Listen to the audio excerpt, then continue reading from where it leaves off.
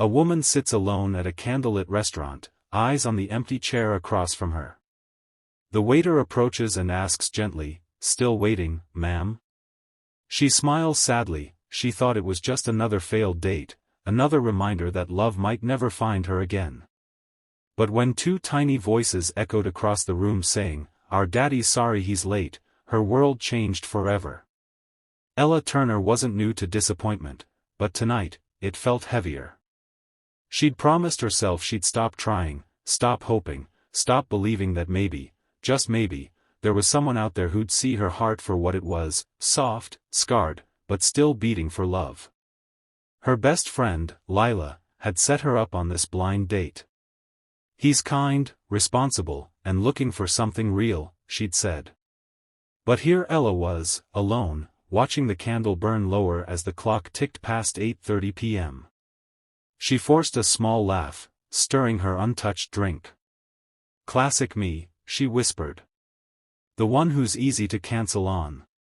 Outside, the rain started to fall, gentle, cold, and familiar. She reached for her coat, ready to leave, when the door chimed behind her. Tiny footsteps echoed. Then a small voice called out, hesitant but clear. Excuse me, miss? Are you Miss Ella?" Ella turned, startled. Two little girls, no older than 6, stood by her table. Identical curls, matching pink raincoats, and wide, nervous eyes. "Yes," she said slowly. "I'm Ella." "Who are you, sweethearts?" One of them clutched a teddy bear and said softly, "Our daddy's sorry he's late." The other added quickly, "He told us to come find you so you don't leave." Ella blinked, confusion flooding her face. "Your daddy?" Before they could answer, a man hurried through the door, rain-soaked and breathless. He paused when he saw her, then the twins, and exhaled with a look that carried both apology and exhaustion. "I'm so sorry," he said, voice low but sincere. "I didn't mean to send my daughters first, but I couldn't lose this chance." His name was Ryan Cole, and from the moment he sat down, Ella could tell, this was no ordinary date. Ryan explained that he was a single father, widowed 3 years ago. He'd only agreed to this date because Lila, his co-worker, had begged him to try again. "But my babysitter canceled last minute," he said with a tired smile. So, they came along. Ella looked at the girls, giggling softly over their coloring books, and something in her heart cracked open. Dinner turned into laughter, awkwardness fading as stories filled the space between them. Ryan spoke about his late wife with honesty, not drama. About how he'd forgotten what it felt like to talk to someone who listened without pity. When the restaurant lights dimmed, Ella realized 3 hours had passed. And for the first time in years, she didn't feel empty.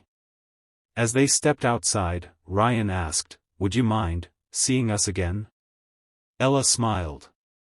"Only if the twins approve." The girls giggled, both shouting, "We already do." Weeks turned into months.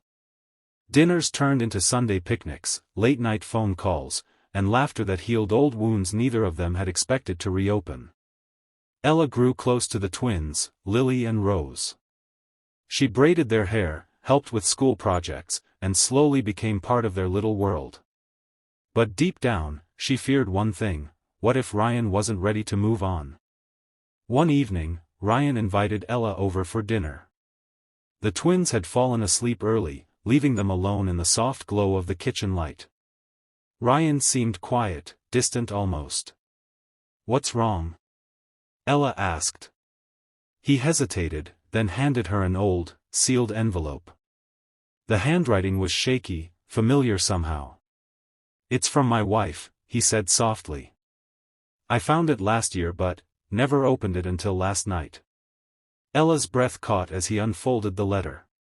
His late wife, Emily, had written it before her final surgery. "If you ever find someone who makes you smile again, Ryan, don't push her away. Let her in. Let her love you. Because love isn't betrayal, it's how you keep living."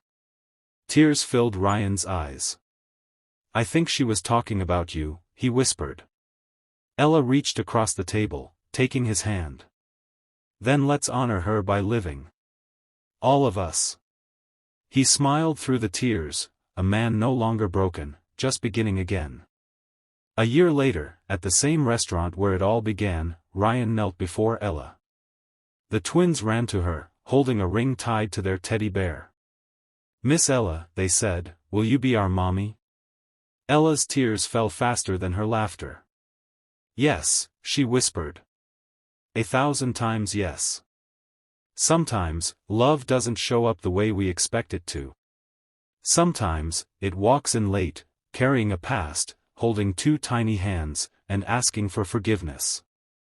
But when we open the door anyway, we realize, it was never too late. Just right on time.